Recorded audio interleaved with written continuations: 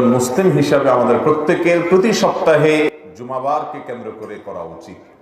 এই আমলগুলোর ভিতরে সর্বপ্রথম আমল হলো বারের মূল আমল, যে আমলকে কেন্দ্র করে পুরো বারের শ্রেষ্ঠত্ব নির্ধারিত, সে আমল অর্থাৎ জুমার সালাত আদায় করা, জুমার নামাজ পড়া।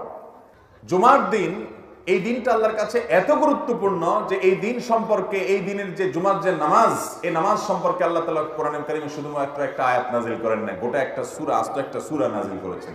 সূরার নামই দিয়েছেন সূরাতুল জুমআ।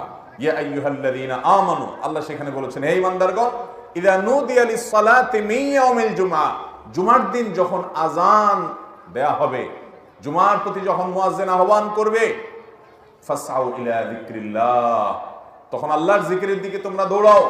ওয়াদারুল বাই', বেচা কিনা, ব্যবসা বাণিজ্য সব রেখে দাও এবং আল্লাহর ডাকে সাড়া দিয়ে চলে যাও। ঈমানদারের